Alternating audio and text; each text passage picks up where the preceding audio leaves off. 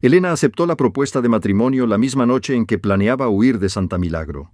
Y lo que más temía no era al hombre que tenía frente a ella, sino la pequeña bolsa de cuero escondida bajo las tablas del suelo en el viejo establo, porque dentro de ella había algo capaz de matar a una familia, destruir un pueblo y, tal vez, también al hombre que acababa de tenderle la mano para salvarla.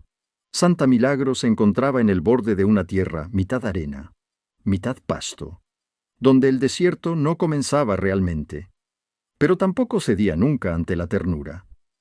De día, el viento arrastraba el polvo por el camino como si barriera las huellas de los débiles de corazón.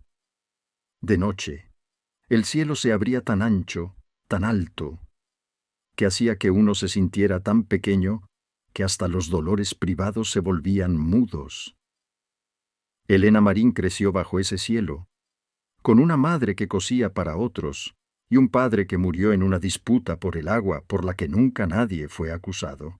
Desde los 16 años, se acostumbró a sentarse frente a la ventana para ver volar la arena al caer la tarde, a remendar las camisas de los hombres del pueblo, a escucharlos hablar de ganado, de sequías, de dinero y de mujeres como si fueran solo un tipo de propiedad que se podía perder, cambiar o conservar mediante papeles y armas.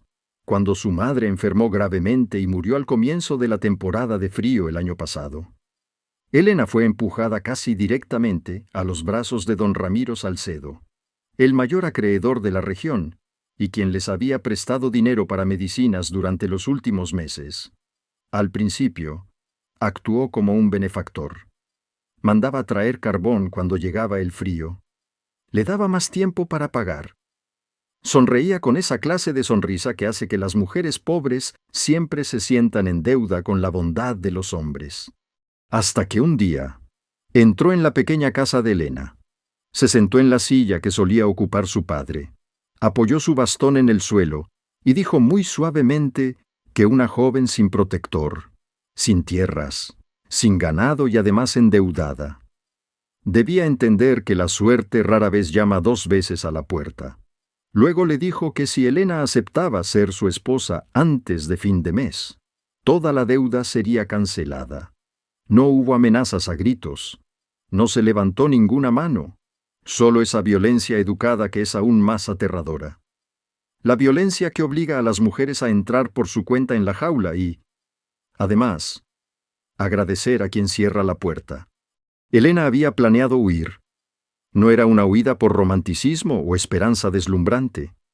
Era simplemente la huida de alguien que comprendía que, si se quedaba, su vida moriría lentamente en la casa de un viejo viudo, donde cada respiración tendría que ser calculada para ver si le complacía.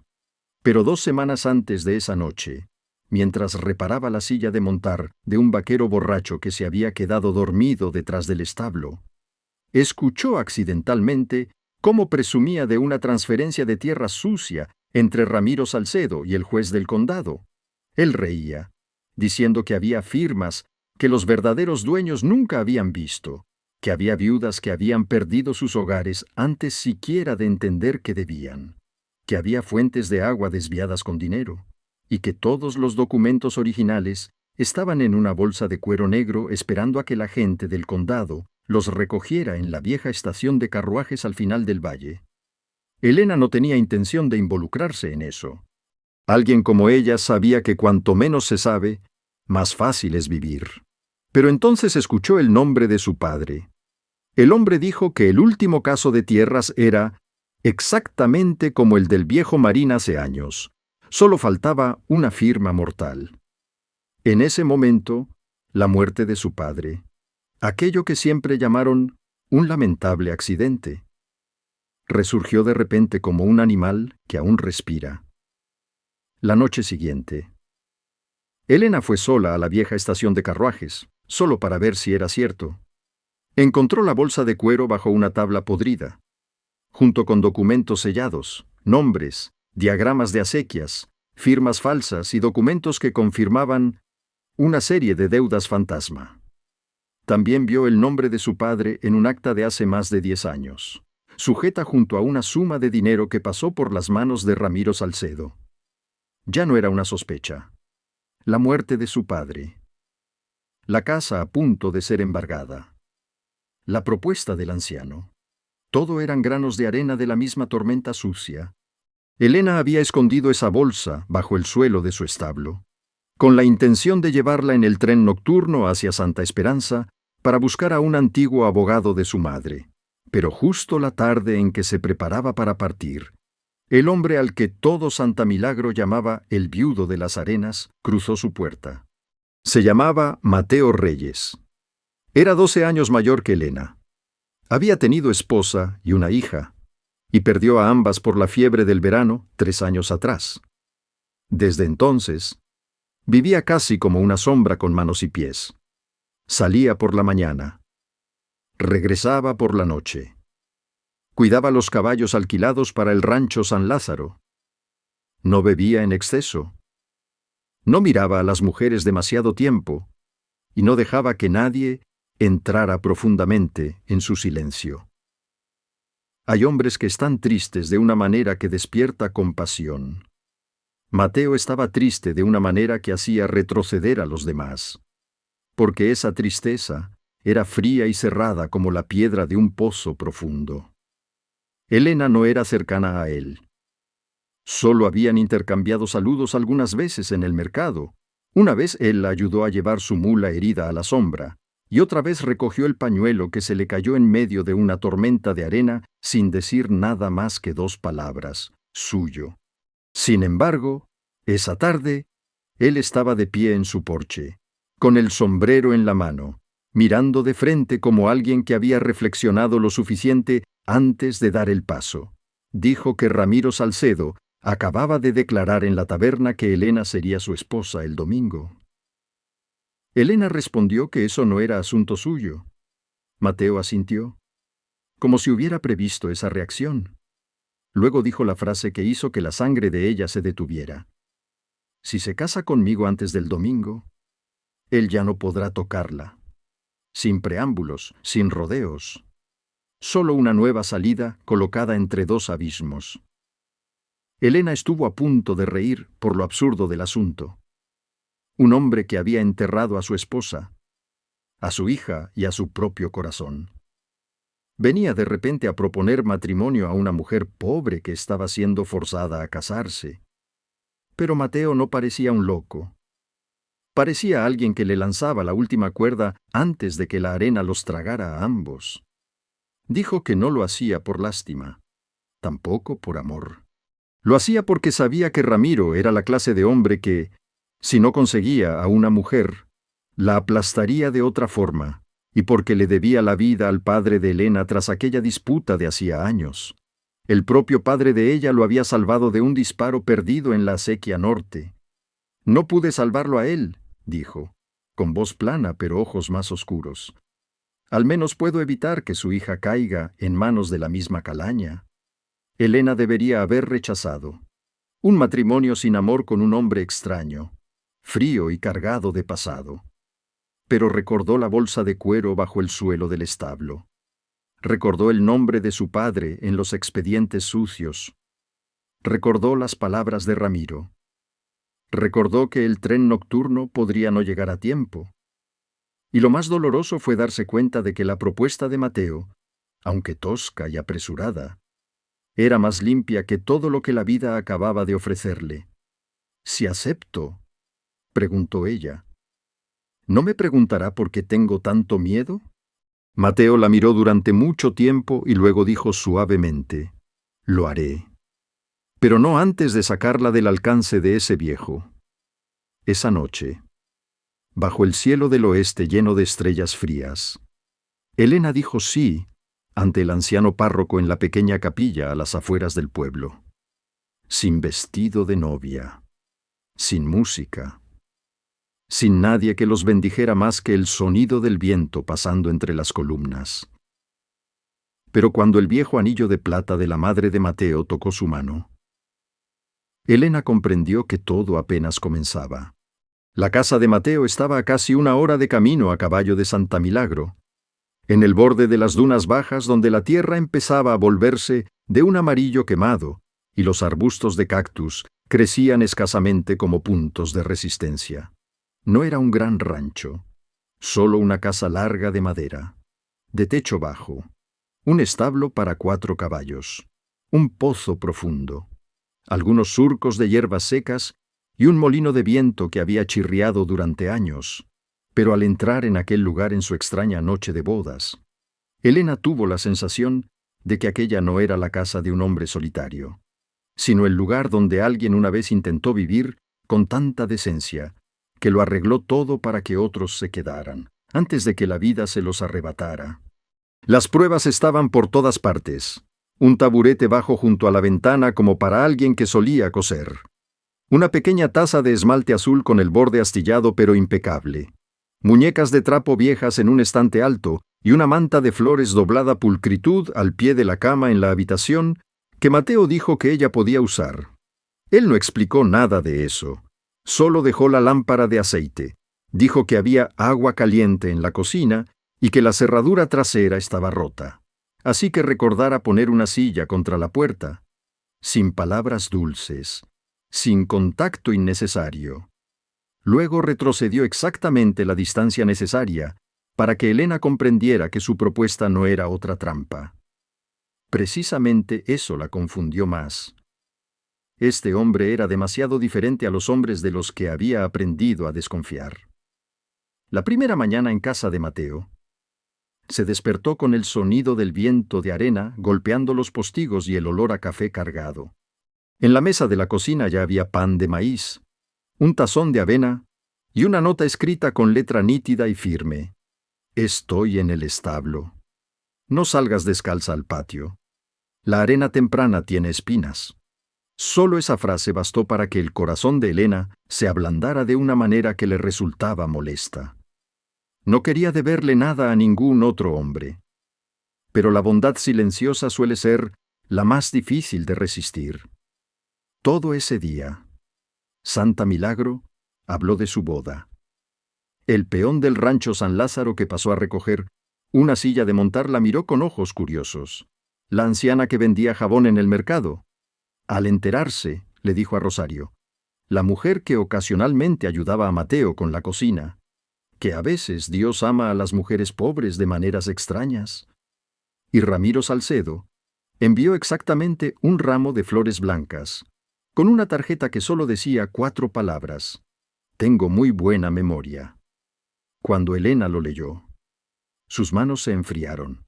No por las flores, sino por saber que él no lo dejaría pasar solo por haber perdido una boda.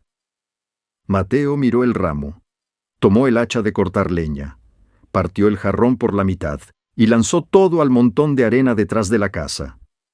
Sin preguntar, sin sermones. Solo actuó como si limpiara algo tóxico de la cocina. Ese acto debería haberla tranquilizado. Pero hizo que su preocupación creciera, porque si Mateo se había enfrentado abiertamente a Ramiro, él ya no solo iría por ella, iría por él. Esa noche, mientras estaban sentados en el porche, escuchando el viento pasar por la inmensa oscuridad, Mateo le hizo la pregunta que debería haber hecho desde el principio. ¿Qué es lo que escondes? Elena se tensó. Podía mentir. Podía decir que solo era el miedo a ser forzada a casarse. Pero en esta tierra, las mujeres sobrevivían en gran parte sabiendo elegir el momento adecuado para no mentir a la única persona que estaba de su lado. Respondió que aún no podía contarlo todo. Solo dijo que lo que ocultaba tenía que ver con la muerte de su padre, con Ramiro, y que si se descubría, podría arrastrarlo a él también. Mateo guardó silencio durante mucho tiempo y luego preguntó, ¿puede matar a alguien? Elena respondió, es posible. Él asintió, mirando la oscuridad junto al pozo. Entonces, al menos me he casado con el tipo de problema adecuado. La frase fue tan seca que ella estuvo a punto de sonreír. Pero en ese mismo instante se acortó otra distancia entre ellos, no por amor, sino porque por primera vez él supo que ella no era solo la chica pobre forzada a casarse. Ella traía consigo Una verdadera tormenta. 3 días después, esa tormenta empezó a tomar forma. Un niño pastor del lado de la acequia norte trajo la noticia de que había extraños merodeando cerca del viejo establo de Elena. Esa noche, Mateo cabalgó de regreso a Santa Milagro solo, mientras Elena se quedaba en casa sintiendo como si su corazón estuviera atado detrás de su silla de montar. Ella había pensado en ignorar la bolsa de cuero enterrada bajo el suelo del establo. Pero desde que vio las flores de Ramiro, comprendió que él no se detendría en las amenazas. Como era de esperar, Mateo regresó cerca del amanecer, con un rostro tan frío que ella supo que las malas noticias se habían cumplido. El viejo establo había sido forzado, las tablas del suelo arrancadas, la bolsa de cuero ya no estaba.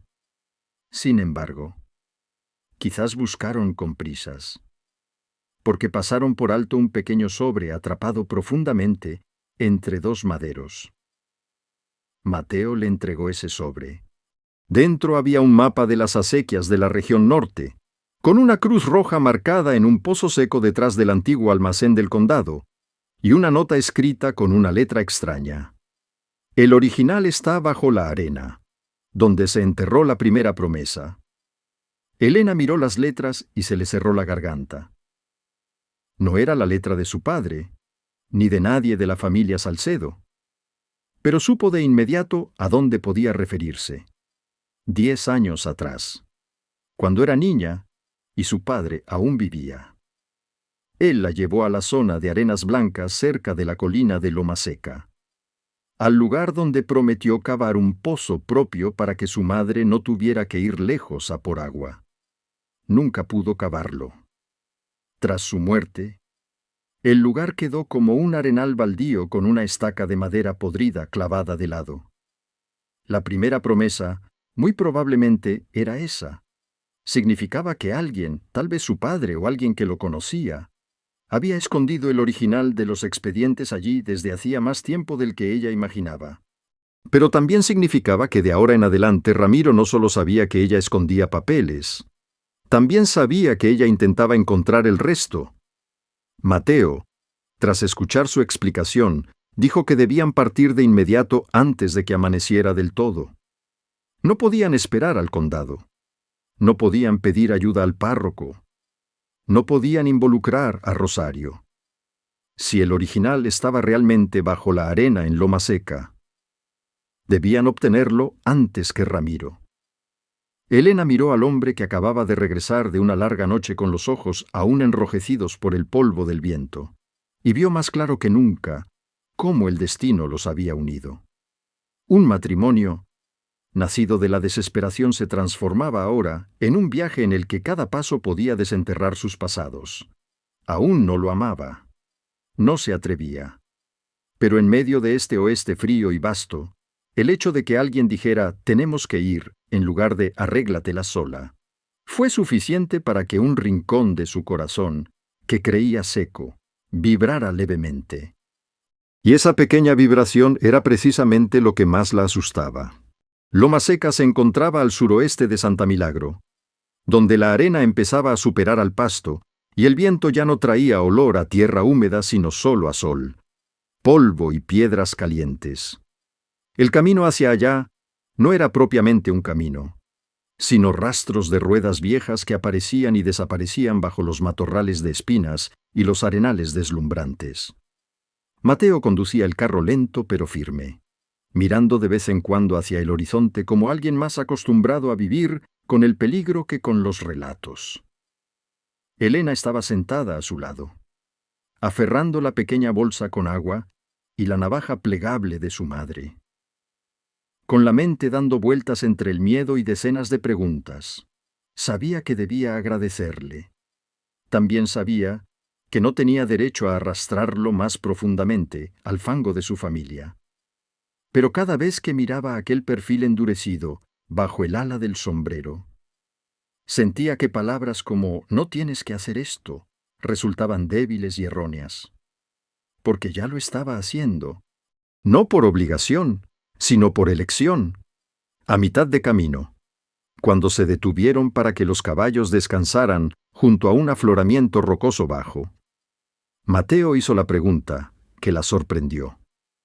¿Mencionó alguna vez tu padre el nombre de mi hermano? Elena levantó la vista. El hermano de Mateo, Julián Reyes. Murió hace 10 años en una emboscada cerca de la Acequia Norte. Dijeron que fueron bandoleros. Pero en el oeste, los bandoleros solían ser solo una cortina de humo para deudas de tierras y agua. Ella recordaba muy bien que una vez, su padre, en una rara embriaguez una noche de lluvia, se sentó en el porche y le dijo a su madre: Julián murió por no agachar la cabeza, y yo sigo vivo porque la agaché. En aquel entonces Elena era demasiado pequeña para entenderlo. Ahora, al recordarlo, la frase era como un cristal roto clavado en un hueco. Se lo contó a Mateo. El rostro de él apenas cambió. Solo sus manos apretaron más las riendas. Luego dijo, muy despacio, que su padre también solía decir que si Julián hubiera sabido callar a tiempo, no habría muerto. Ambos padres, en lados diferentes, parecían haber vivido bajo la sombra de la misma traición. Aquello hizo que el viaje se volviera repentinamente más pesado. Ya no era solo el asunto de Elena. El mapa del sobre, el pozo seco tras el almacén del condado, la promesa enterrada bajo la arena, la muerte de su padre, la muerte del hermano de Mateo. Todo empezaba a entrelazarse como una soga, apretando a ambas familias desde hacía 10 años. Al llegar a Loma Seca, cuando el sol estaba casi en su cenit, vieron de inmediato rastros nuevos. Alguien había llegado antes. Las huellas de herraduras aún estaban frescas. La arena alrededor de la vieja estaca de madera estaba removida, pero no profundamente, como si esa persona no hubiera tenido tiempo de encontrar el lugar exacto, o hubiera sido llamada a mitad del trabajo. Elena se arrodilló, tocando la estaca de madera podrida que su padre clavó una vez. El sentimiento fue tan extraño que estuvo a punto de llorar. Después de tantos años, la promesa del pozo que nunca se cumplió seguía allí, y ahora se convertía en el nexo hacia otra verdad. Excavaron con las manos, y la pequeña pala que Mateo trajo consigo. La arena estaba caliente, granulada, deslizándose continuamente. Cuando el sol se desplazó un poco a la derecha, la hoja de la pala golpeó algo sólido. No era piedra. Era una pequeña caja de hierro ya oxidada. Dentro había 3 cosas: un cuaderno delgado, envuelto en tela encerada, un contrato con el sello del condado y un reloj de bolsillo con tapa de plata. Elena reconoció el reloj de inmediato. Era de su padre. Su madre solía guardar una foto de él con ese reloj en el bolsillo de su blusa. Solo el hecho de que estuviera aquí demostraba que él no murió accidentalmente en el camino, como decían. Pero el cuaderno y el contrato fueron lo que hicieron que su corazón se detuviera. El contrato establecía claramente que los derechos de agua de la región norte pertenecían originalmente a 3 familias en conjunto: Marín, Reyes y Ortega. Pero el anexo adjunto, con la firma del representante del condado, transfería todo el poder de decisión a Ramiro Salcedo, para gestión temporal. Las firmas de su padre y del padre de Mateo debajo eran inusualmente idénticas, demasiado uniformes para ser reales. Y en el cuaderno delgado, su padre anotó a mano los nombres de quienes estuvieron presentes en la reunión la noche anterior a la emboscada de Julián: Ramiro Salcedo, el antiguo jefe del condado, un corredor de tierras llamado Gálvez y Ernesto Reyes, el padre de Mateo. Elena leyó eso y se quedó gélida. Significaba que, si su padre escribió la verdad, el propio padre de Mateo estuvo presente en la noche que condujo a la muerte de su hijo mayor. No se sabía en qué calidad. Víctima, cómplice o forzado. Pero solo ese nombre bastaba para convertirlo todo en una herida nueva. Levantó la vista hacia Mateo. Él sostenía el reloj de plata de su padre, y su mirada acababa de caer sobre el contrato. Hay momentos de un silencio tan profundo entre 2 personas que se puede escuchar cómo se resquebraja su propio afecto. Este era uno de ellos. Mateo no arrebató el cuaderno, no gritó, no golpeó la caja de hierro contra la arena. Precisamente esa represión fue lo que más asustó a Elena. Leyó el nombre de Ernesto Reyes una vez, y luego 2 veces, como si al mirarlo más tiempo se transformara en el nombre de otro. Pero la tinta no tiene compasión de nadie. Se quedó allí mismo. No lo sabía, dijo finalmente, con voz ronca como la arena. No se sabía si se lo explicaba a ella o a sí mismo. Contó que su padre, tras la muerte de Julián, casi se petrificó. Hablaba menos que antes, bebía más, y cada año, el mismo día en que su hermano murió, cabalgaba solo hacia la acequia norte hasta altas horas de la noche. Mateo creció con la creencia de que su padre había sido impotente para salvar a su hermano. Ahora, una sola línea en el cuaderno del padre de Elena arrojaba en su corazón una posibilidad aún más dolorosa. Tal vez su padre no fue impotente, sino que estuvo involucrado. Elena quiso decir que quizás esa no era toda la verdad, que quizás Ernesto Reyes también fue engañado, forzado a firmar, arrastrado como su padre.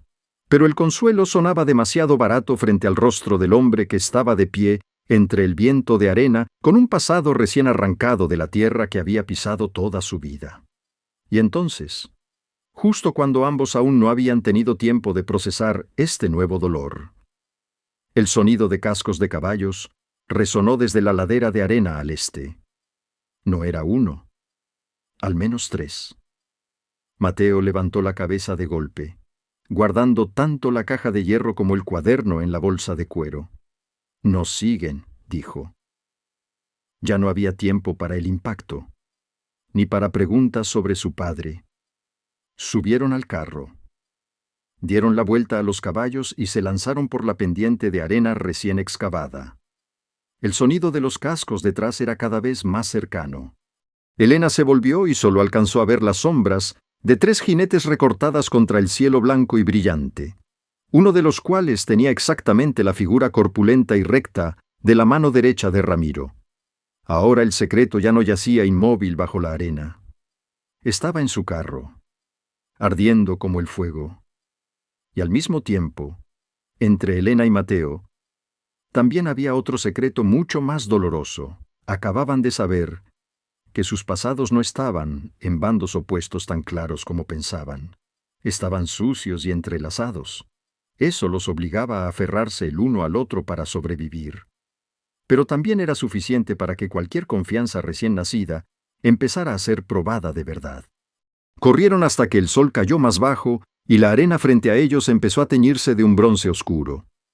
Mateo no dirigió el carro directamente a casa. Dio un rodeo por el desfiladero rocoso del sur. Cruzó un tramo de grava seca y se internó en el lecho de un arroyo seco que solo se usaba cuando las raras lluvias torrenciales lo inundaban. Conocía demasiado bien a Ramiro como para ir por el camino que el enemigo esperaba. Elena estaba sentada a su lado, con una mano sujetando la bolsa de cuero y la otra aferrada al borde del asiento hasta que se le entumeció. Cada bache hacía que la caja de hierro dentro de la bolsa golpeara suavemente su cadera, como recordándole que lo que acababan de arrancar de la arena no eran solo papeles, era dinamita, para cuando lograron detenerse en un puesto de guardia abandonado entre 2 paredes bajas de roca. Ya estaba casi oscuro. Mateo ató los caballos, comprobó el rastro del camino y luego entró. El puesto de guardia solo conservaba 4 paredes bajas de piedra, un techo de madera con varios agujeros y un montón de cenizas viejas en una estufa agrietada. Pero era lo suficientemente oculto como para que esa noche no fueran vistos de inmediato desde lejos. Elena encendió un fuego con las ramas secas que recogió alrededor, mientras Mateo extendía la tela encerada en el suelo y sacaba la caja de hierro y el cuaderno. La luz del fuego oscilaba sobre su rostro, sobre la línea de su mandíbula apretada, sobre sus manos bronceadas que sujetaban con fuerza el borde del papel, como si, de soltarlo un poco, todo volviera a escaparse. El silencio entre ellos Ya no era el silencio cauteloso de dos recién casados. Era el silencio de dos personas obligadas a mirar la posibilidad de que sus padres estuvieran implicados en la muerte de familiares del otro. No había palabras fáciles para esa situación. Elena sabía que debía decir algo. De lo contrario, este vacío se llenaría solo con sospechas. Dijo que su padre no era un hombre impecable. Agachó la cabeza. Tuvo miedo. Se escondió. Pero al final dejó este cuaderno. Mateo respondió que su padre tampoco era el hombre transparente que él había querido creer. Había vivido demasiado tiempo con el alcohol, las deudas y el silencio. Tal vez en esta tierra, dijo, sin apartar la vista del fuego. Los hombres no aprenden a hacer lo correcto. Solo aprenden a elegir qué tan cobardes van a ser. Esa frase le dolió a Elena de una forma extraña, porque era tan amarga y tan real que era imposible de rebatir. Miró al hombre frente a ella, viendo claramente por primera vez que su dura capa exterior tenía una grieta. No una grieta por ella, sino por su padre, por su hermano, por la juventud que vivió basándose en una historia que podría no ser como creía. De repente, Elena ya no vio a Mateo como el hombre frío y fuerte en quien valía la pena apoyarse. Lo vio como un hijo que perdió a su hermano. Creció entre sospechas y ahora sufría otra puñalada del pasado. Precisamente eso hizo que su corazón se ablandara. No era lástima. Era una cercanía más profunda, esa que solo nace cuando vemos la vulnerabilidad de alguien yacente junto a la nuestra. Quiso tocar su mano. Quiso decir que encontrarían la verdad. Pero justo en ese momento, Mateo abrió el cuaderno unas páginas más y encontró una anotación que los dejó a ambos mudos. R. Dijo que era solo una advertencia, que no debía haber sangre, pero S. no prometió nada. R. Era Ernesto Reyes. S. Era Ramiro Salcedo. Esa línea no bastaba para condenar al padre de Mateo por matar a su hijo mayor, pero bastaba para demostrar que sabía que algo le iba a pasar a Julián, y aún así fue a la cita. Era la clase de verdad que hace que uno ya no sepa por quién sufrir primero. Esa noche, Mateo permaneció sentado fuera del puesto de guardia mucho tiempo, sin dormir. Elena yacía sobre la manta fina cerca de la estufa apagada, con los ojos bien abiertos, mirando hacia el techo de madera agujereado. El cielo negro de afuera se filtraba por las grietas como decenas de ojos extraños. Escuchaba el silbido del viento entre las rocas, el resoplido de los caballos, el búho lejano, y también la respiración pesada y rítmica de Mateo. El sentimiento entre ellos estaba en su punto más frágil. Ya no eran extraños, pero aún no eran íntimos, lo suficientemente cerca para que la herida de uno doliera al otro, lo suficientemente nuevos para que nadie supiera si mañana estarían del mismo lado. Precisamente en ese cansancio de insomnio, Elena recordó algo que su padre dijo una rara vez antes de morir. Una promesa hecha a la arena es lo más fácil de perder. Hija. Solo se mantiene si alguien se queda atrás para recordarla. En aquel entonces pensó que hablaba del pozo no excavado. Ahora comprendía que tal vez hablaba de sí mismo, de que no tuvo a nadie que le recordara no agachar tanto la cabeza. Cerca del amanecer, Mateo entró. Se sentó junto a la estufa y dijo como si hablara con las brasas apagadas. Si mi padre sabía que lo matarían, y aún así fue, no estoy seguro de quién soy yo ya. Elena se incorporó, se echó la manta sobre los hombros, lo miró largo rato y respondió: si tu padre lo sabía y dejó que pasara, es su pecado, no el tuyo. Mateo soltó una risa seca, una risa tan triste que sonó como madera seca quebrándose. Uno todavía lleva el apellido de su padre, Elena. Fue la primera vez que pronunció su nombre con tanta suavidad. No fue usted. No fue manteniendo distancias. Solo Elena. Y ese pequeño cambio hizo que la historia doliera más. porque mostraba que él estaba muy cerca del borde de algo más grande que una alianza.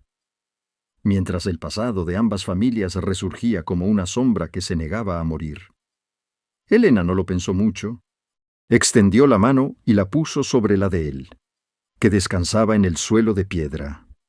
Él se sobresaltó levemente, no por rechazo, sino porque parecía que hacía muchísimo tiempo que nadie lo tocaba con tal cuidado. «Yo también llevo el apellido de mi padre», dijo ella. «Y yo también estoy odiando eso.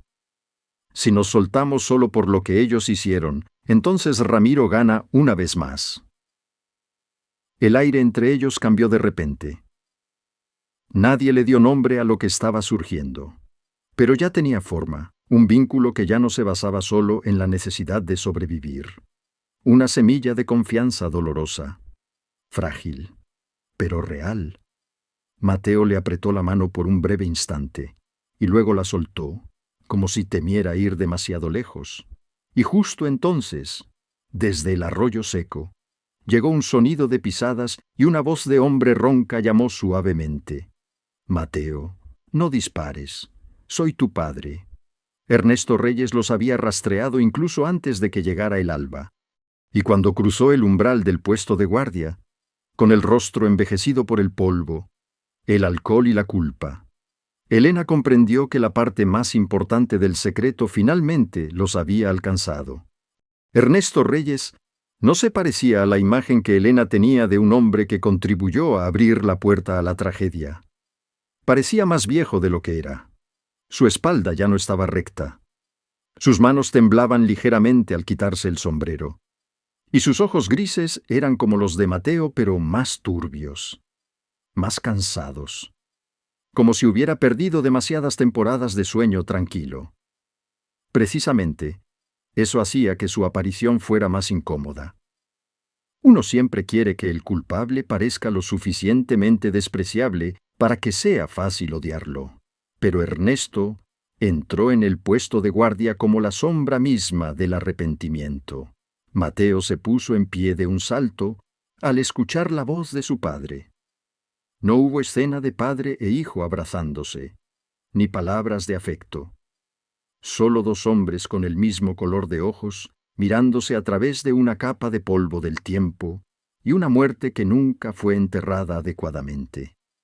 Ernesto dijo que no venía con la gente de Ramiro. Siguió el rastro del carro de su hijo porque sabía que habían encontrado la caja de hierro en Loma Seca. Dijo que si dejaba que esos papeles llegaran al condado antes de hablar él, Mateo solo recibiría media verdad, y la otra media lo convertiría en un demonio a ojos de su hijo para siempre. Esa frase debería haber calmado a Mateo en cierto modo, pero solo hizo que se volviera más frío. «Media verdad fue suficiente para matar a Julián», respondió. Su voz no era alta, sino tan baja que resultaba aterradora. Elena estaba entre ellos, sintiéndose de repente en el punto exacto donde el pasado y el presente chocaban. Ernesto no se justificó de inmediato. Primero pidió agua. Solo después de beber se sentó en una piedra cerca de la puerta, sin atreverse a mirar a su hijo demasiado tiempo. Entonces contó la historia. Resultó que aquel año, el padre de Elena, el padre de Mateo y otros pocos dueños habían sido acorralados por deudas de agua tras la sequía. Ramiro Salcedo, junto con gente del condado, organizó una reunión nocturna para negociar la unificación temporal de los derechos de agua, prometiendo devolverlos cuando llegara la temporada de lluvias. Ernesto participó porque creía que, de no ir, su familia perdería los únicos caballos de alquiler que tenían. Julián supo de ello y se opuso ferozmente. El hermano de Mateo quería denunciar el caso directamente al Condado Superior en Santa Rosa, sin aceptar ningún compromiso. Ernesto, por el contrario, creyó que bastaba con firmar para pasar una temporada y luego recuperarlo todo. Le dijo a su hijo que no fuera, pero Julián fue de todos modos, porque no creía en las promesas escritas en la arena. Aquella noche, en la acequia norte, Ramiro y la gente del condado no tenían intención de negociar. Tenían intención de forzar las firmas y dar una lección al más testarudo. Ernesto juró que no sabía que habría armas. El padre de Elena tampoco. Pero ambos habían sido lo suficientemente cobardes como para acudir a la cita y llevar a sus hijos y amigos al matadero. Cuando Julián volcó la mesa, se negó a firmar e insultó a Ramiro a la cara. Un tipo del condado sacó un arma. Todo fue un caos. El padre de Elena se lanzó a sujetarle la mano. Ernesto tiró de Julián hacia atrás, y entonces hubo un disparo. La bala no era para Julián, dijo Ernesto. Pero él fue el primero en caer al empujar al hermano menor de otro hombre fuera del camino. Ese disparo desató el pánico.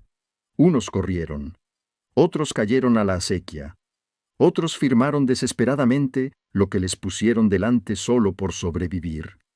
Después, Ramiro usó ese miedo para sellar los labios de todos mediante deudas y honor. Si el padre de Elena intentó registrar el secreto en su cuaderno, Ernesto eligió el silencio absoluto. Ese silencio fue lo que Mateo más despreció. No el hecho de que su padre tuviera miedo, sino que viviera con ese miedo durante 10 años, bebiendo, agachando la cabeza y dejando que su otro hijo creciera sobre una mentira. Elena pensó que Mateo golpearía a su padre, un hombre del oeste que escucha a su padre confesar que contribuyó a llevar a su hermano a la muerte, no suele quedarse quieto. Pero Mateo no lo hizo. Solo retrocedió un paso, como si la distancia entre ambos doliera más que cualquier golpe. «¿Usted no lo mató?», dijo, con voz seca. Solo les dio la oportunidad de matarlo. Ernesto bajó la cabeza. Esa frase, precisa y cruel, sonó como una sentencia que llegaba demasiado tarde. El aire en el puesto de guardia se espesó con algo que nadie nombraba: la vergüenza. La vergüenza del padre. La vergüenza del hijo que debía escucharla. La vergüenza de la mujer que comprendía que su padre también estuvo allí y no se retiró del juego sucio a tiempo. Afuera, el viento arrastraba la arena por el cauce del arroyo. Adentro, Elena comprendió de repente otra capa del precio del amor. No es solo atreverse a poner el corazón en manos ajenas. Es atreverse a presenciar la parte más vergonzosa de su familia, de su padre, y aún así decidir no dar la espalda a quien está a tu lado. Porque en ese momento, si ella se retiraba, Mateo caería solo en el mismo pozo oscuro que su padre acababa de ensanchar. Ernesto dijo que no venía a pedir un perdón barato. Venía porque sabía que en la caja de hierro faltaba lo más importante: el acta real de transferencia de los derechos de agua sellada por el propio Ramiro, que aún estaba escondida bajo el suelo de la antigua oficina de registros del rancho San Lázaro, donde antes trabajaba su padre. Solo con el contrato falso y el cuaderno del padre de Elena, el condado podría sospechar, pero no necesariamente condenar. Pero esa acta original sería un cuchillo directo al cuello de Ramiro. El problema era que ese lugar ahora estaba controlado por el propio Ramiro, y seguramente él habría adivinado que ellos irían allí. Significaba que si Mateo y Elena querían terminar con esto, debían volver de inmediato a la boca del lobo.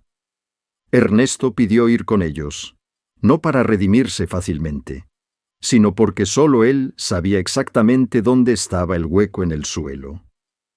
Mateo miró a su padre durante mucho tiempo, en la luz pálida del amanecer, entre el olor a cenizas frías y arena húmeda. Elena vio en su rostro tanto ira, dolor y decepción, como algo que se ablandaba mínimamente y que él mismo seguramente odiaba. Después de todo, seguía siendo su padre, y la tragedia de los hijos es que, incluso cuando los padres hacen algo imperdonable, el corazón no puede desprenderse de su propia sangre con la misma limpieza con que se corta una cuerda. Finalmente, Mateo solo dijo una frase: «Si vas, tú vas delante». No era un perdón, solo una oportunidad para que la verdad recorriera todo su camino.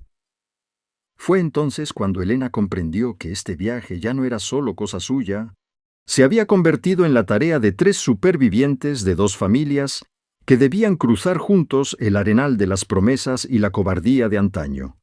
Si no querían que la siguiente generación continuara pagando la deuda que los muertos dejaron atrás, abandonaron el puesto de guardia cuando el sol apenas superaba el borde de las rocas, siguiendo el arroyo seco y luego girando hacia el norte para evitar a la gente de Ramiro.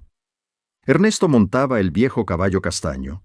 Su postura ya no era tan firme como la de Mateo, pero no emitió ni una queja. Tal vez sea lo único que le queda a uno cuando vive con la culpa demasiado tiempo, callar el cansancio del cuerpo sabiendo que no es nada comparado con el del corazón. Elena cabalgaba entre padre e hijo, abrazando la bolsa de cuero contra su pecho como si guardara una criatura capaz de morder. Los 3 casi no hablaron. Pero ese silencio era muy distinto a todos los anteriores. Ya no era un vacío extraño. Era un silencio impregnado de olor a sangre vieja, donde cada uno avanzaba con su propia carga de vergüenza. El rancho San Lázaro apareció al mediodía, bajo y largo, situado al borde de la antigua acequia norte, donde los montones de heno se apilaban más alto que las cabezas y el almacén de registros estaba separado por una cerca de madera. Ramiro no vivía allí, pero enviaba a sus esbirros a vigilar el lugar porque casi todos sus documentos de deuda y pruebas sucias habían pasado por allí antes de llegar al condado.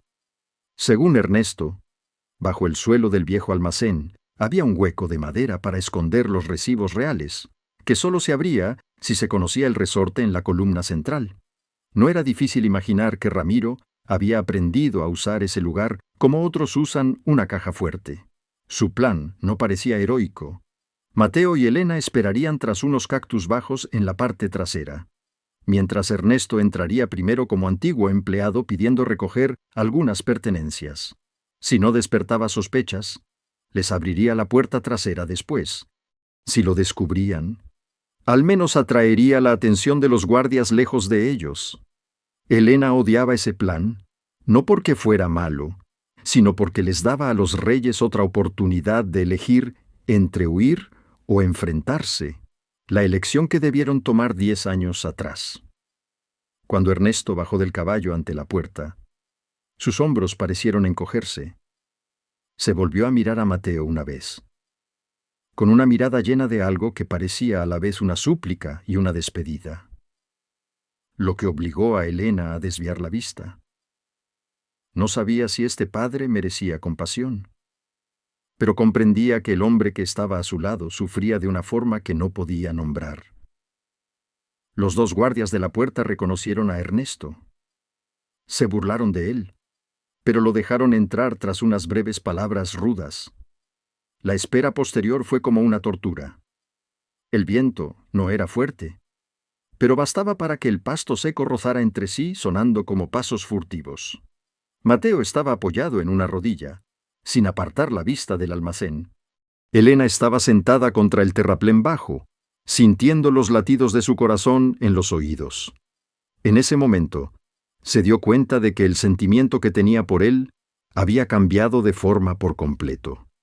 Ya no era solo gratitud o atracción por la forma en que él cargaba en silencio con su fardo. Era el dolor de verlo tener que mantenerse erguido en una historia que lo había traicionado desde sus mismas raíces. Por eso, ya no quería solo ser salvada por él. Quería ser quien lo acompañara hasta el final de esta historia.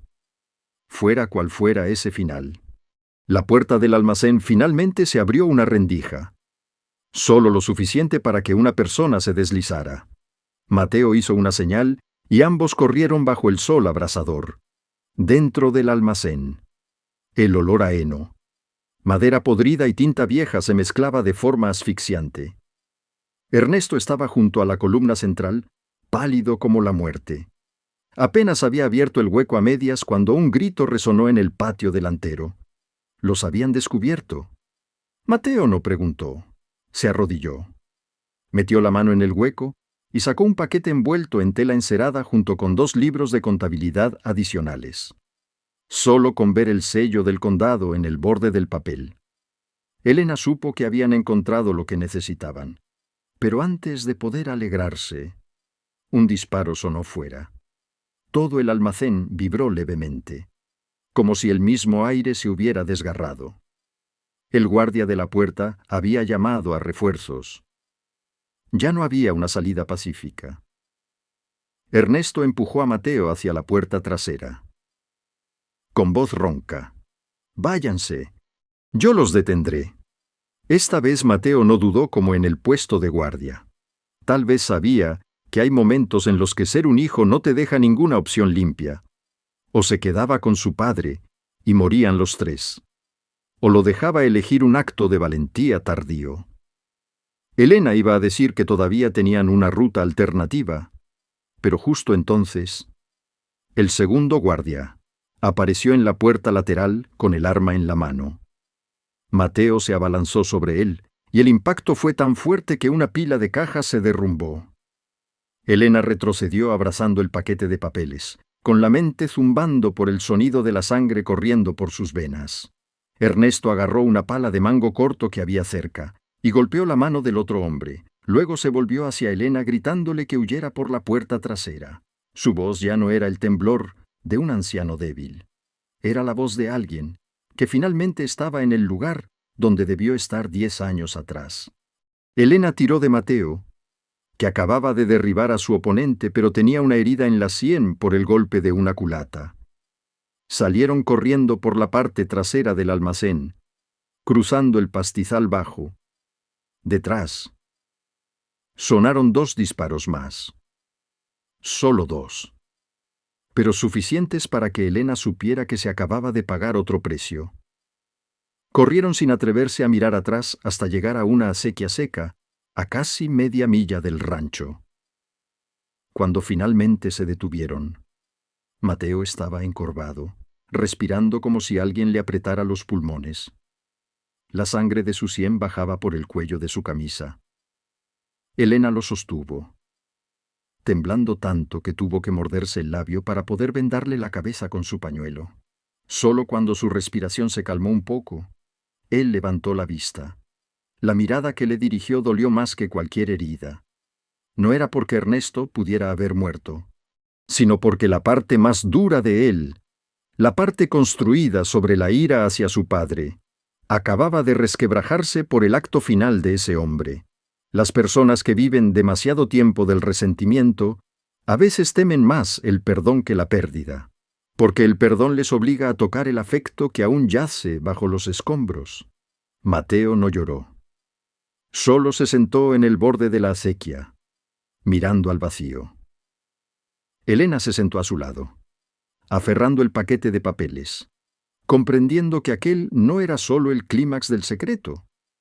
También era el punto donde su relación debía superar lo más difícil: amar a alguien que se está desmoronando frente a ti sin saber si consolarlo, abrazarlo o simplemente guardar silencio. Finalmente, hizo lo único sincero. Apoyó la frente en el hombro de él, dejando que ambos miraran el barro seco y agrietado del fondo de la acequia. Y por primera vez, Mateo no mantuvo la distancia. Se inclinó muy levemente hacia ella como alguien demasiado cansado para seguir fingiendo que no necesitaba apoyo. Regresaron a Santa Milagro cuando el cielo se inclinaba hacia el atardecer.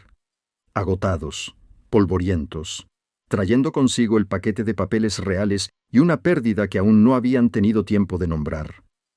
Rosario, en cuanto vio la sangre en la sien de Mateo, empezó a regañarlo furiosamente como si los regaños pudieran ahuyentar a la muerte. Pero sus ojos enrojecidos mostraban que entendía más de lo que decía. Elena le lavó la herida en la cocina, bajo la luz de la lámpara de aceite y el olor penetrante del antiséptico, cada vez que el pañuelo tocaba su piel. Mateo solo apretaba la mandíbula sin quejarse. Esa forma de soportar el dolor le causaba a ella tanta pena como rabia, porque era exactamente la misma forma en que soportaba todo lo demás en la vida, tan silenciosamente que los demás casi olvidaban que le dolía. El paquete de papeles fue colocado en medio de la mesa. Nadie lo abrió de inmediato. No porque no fuera necesario, sino porque ambos comprendían que desde aquel momento Una vez que el hueco de madera fue vaciado y Ernesto posiblemente había derramado sangre por retener a esos hombres, todo había llegado a un punto de no retorno. Si en ese fajo de papeles no había pruebas suficientes, todo el sacrificio se convertiría en arena al viento, cerca de la medianoche, después de que Rosario obligara a Mateo a tomar una medicina y se fuera a dormir al banco largo para vigilar la puerta. Elena y él abrieron finalmente el envoltorio de tela encerada. Dentro, además del acta real de transferencia del agua, había libros de notas de Ramiro de varios años, y entre las sumas de dinero, los nombres y los sellos del condado, encontraron algo que los dejó más atónitos que nada anterior. Un acuerdo privado firmado entre Ramiro Salcedo y Gálvez, confirmando que Julián Reyes debía recibir una advertencia para que los demás comprendieran el precio de la oposición. No fue un accidente, no fue una bala perdida, fue intencionado desde el principio. Peor aún, al final de la página había una nota añadida. Ernesto Reyes acepta llevar a su hijo a la cita, desconociendo el plan completo. Significaba que el padre de Mateo no sabía que matarían a Julián, pero ayudó a llevar a su hijo a la trampa. La verdad finalmente mostraba su rostro completo, y era tan cruel como más temían. Nadie de la generación anterior era totalmente inocente. Solo se diferenciaban en el grado de cobardía y el grado de maldad. Mateo, tras leerlo, se quedó inmóvil largo rato. Elena esperó a que hablara. Pero él solo se cubrió la cara con las manos un momento y luego preguntó, con voz profunda como si cayera a un pozo: «Si estuviera vivo, ¿crees que podría perdonarlo?» Esa pregunta no era realmente para ella. Era para la parte humana que quedaba en él. Elena no respondió de inmediato. Miró aquel acuerdo. Miró el nombre de Ernesto en la página como una mancha de sangre seca.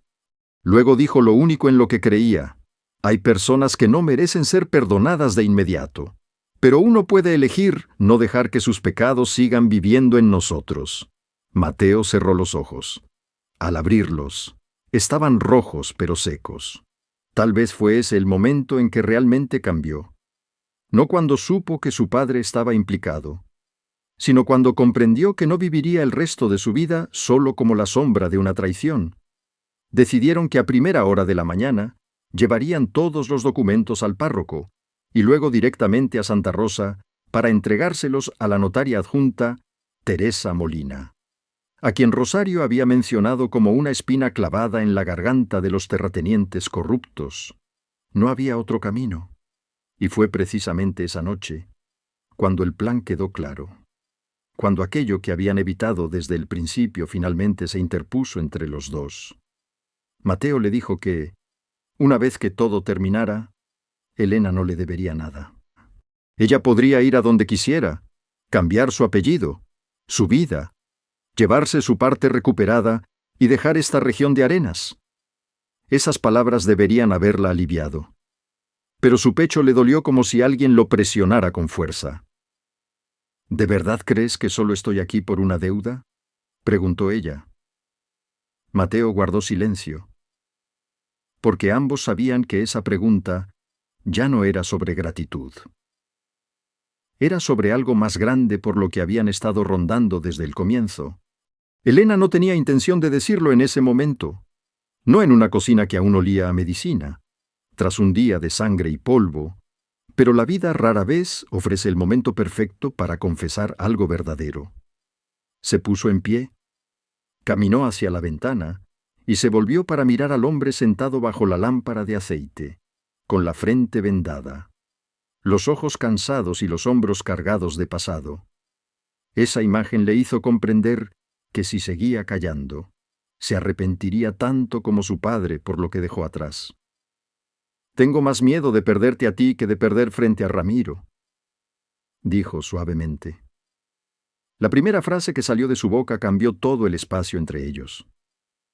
Mateo levantó la vista, sin hablar. Elena continuó, con voz temblorosa pero sin retroceder.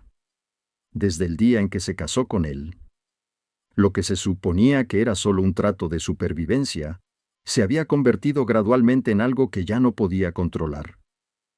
No porque él la salvara de Ramiro, sino porque él fue la primera persona que no consideró su debilidad como algo que aprovechar. Porque él dejaba el café listo en la mesa. Porque preguntaba y esperaba cuando ella no estaba lista para hablar. Porque se mantuvo firme ante la iglesia, sin exigirle que lo amara a cambio. Porque incluso en su momento de mayor dolor por su padre, no la apartó para que le fuera más fácil vivir. No sé qué forma debería tener el amor bajo este cielo, dijo ella. Pero si me hace querer quedarme al lado de alguien a pesar de que todo sea tan sucio y difícil, entonces es que te amo. Hay confesiones que no son hermosas. Nacen en cocinas, con mantas húmedas, lámparas de aceite y un miedo que no se ha disipado. Pero por eso mismo son reales. Mateo permaneció en silencio mucho tiempo. Elena pensó que había ido demasiado lejos. Entonces él se levantó lentamente, como si cada músculo le doliera. Se acercó a ella y le tocó el rostro con un gesto tan torpe y cuidadoso que a ella se le encogió el corazón. «He intentado no amarte», dijo él, con voz completamente ronca. «Desde el momento en que te vi en el patio de tu casa con esos ojos de alguien a quien la vida está a punto de desgarrar, supe que si te dejaba entrar demasiado profundo, tendría que volver a tener miedo. Pero te dejé entrar». Aquella frase no fue brillante. Fue dolorosa, real y suficiente. Su primer beso no ocurrió entre flores y música. Ocurrió justo junto a la ventana de la cocina. Mientras afuera el viento de arena seguía arrastrándose por la inmensa noche, tenía sabor a medicina, a la sal de lágrimas no derramadas y al temblor de dos personas que habían dado demasiadas vueltas antes de llegar a esto. Pero justo cuando sus labios se separaron, el sonido de cascos galopando frenéticamente en el patio resonó como un trueno. Rosario saltó del banco. Un muchacho de la iglesia entró sin aliento para avisar que la gente de Ramiro había ido a preguntar al párroco por la tarde, y que mañana por la mañana él iría al condado primero con la acusación de que Mateo Reyes mató a su propio padre para robar unos documentos. El precio del amor no se detuvo en la confesión. Acababa de subir un peldaño más, porque ahora, si se retrasaban un paso, no solo la antigua verdad volvería a quedar enterrada, sino que el hombre al que Elena se acababa de atrever a amar podría ser colgado por la propia vergüenza de su familia. Abandonaron Santa Milagro antes de que amaneciera, cuando el cielo apenas clareaba en el borde este como un fino rasguño plateado sobre una tela negra. Rosario puso en manos de Elena una pequeña bolsa de tela con pan, agua y el viejo crucifijo de su madre, mientras murmuraba que las mujeres nacieron para cargar con todos los problemas que los hombres crean y además tener que correr más rápido que ellos.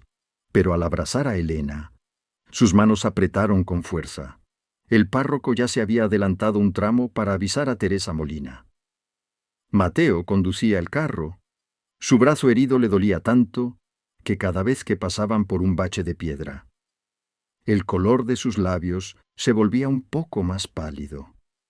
Elena estaba sentada a su lado, abrazando el paquete de papeles contra su pecho, como si abrazara un corazón extraño que latiera demasiado fuerte. Nadie habló mucho, no porque no quedara nada por decir, sino porque entre los dos había ahora algo más profundo que las palabras.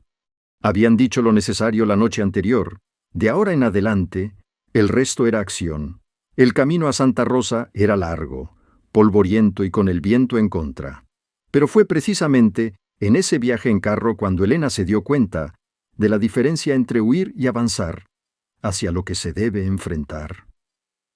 Sus huidas anteriores la hacían encogerse, deseando desaparecer. Esta vez, aunque tenía tanto miedo que las puntas de sus dedos estaban heladas, sentía en su interior una extraña firmeza. No era porque creyera que la justicia existía de forma evidente. Había vivido demasiado para ser tan ingenua. Era porque, finalmente, había una verdad lo suficientemente grande como para que valiera la pena arriesgarse, Al llegar a Santa Rosa, casi se lanzaron a la vieja oficina notarial detrás de la iglesia, donde Teresa Molina ya esperaba, con el cabello recogido con fuerza, un abrigo gris y unos ojos tan afilados, que con solo mirar el paquete de papeles comprendió que aquello no era un asunto para tomar té y hablar después. Leyó rápidamente cada página, cada acuerdo, cada línea del cuaderno de Ramiro, cada nota del padre de Elena. En la habitación, solo se oía el pasar de los papeles y el sonido del lápiz con el que ella hacía anotaciones. Cuanto más leía, más apretaba los labios. Al llegar a la página que especificaba que Julián debía recibir una advertencia, levantó la vista hacia Mateo con una mirada mezcla de compasión e ira profesional. No era ira contra él, era ira contra una tierra que había permitido que esa clase de historias sobrevivieran tanto tiempo como algo normal. Teresa dijo brevemente: «Esta montaña de papeles bastaba para reabrir el caso de la acequia norte, de las deudas falsas, de la muerte de Julián y también de la acusación contra Mateo. Pero debía presentarse de inmediato ante el juez del Condado Superior en Santa Esperanza, hoy mismo, antes de que la gente de Ramiro tuviera tiempo de dar la vuelta a la historia. Si se retrasaban, él convertiría a Mateo en un asesino de su padre por un viejo rencor y haría que todas esas pruebas parecieran un motivo y no evidencias». No había lugar para vacilaciones. Subieron al coche del condado de Teresa y continuaron de inmediato al mediodía. En el camino, estalló la primera tormenta de arena de la temporada desde el sur, más feroz que cualquier viento de los días anteriores. El cielo se oscureció con un amarillo denso. El mundo se volvió borroso, como si el propio oeste quisiera probar hasta dónde mantenía uno su promesa cuando ya no se veía el camino. El viento golpeaba los costados del coche. La arena se filtraba por cada rendija. El caballo delantero estuvo a punto de resbalar en un pequeño tramo de desfiladero. En medio de ese caos, Elena tuvo que sujetar con fuerza el brazo de Mateo para que él no se tambaleara al intentar mantener las riendas.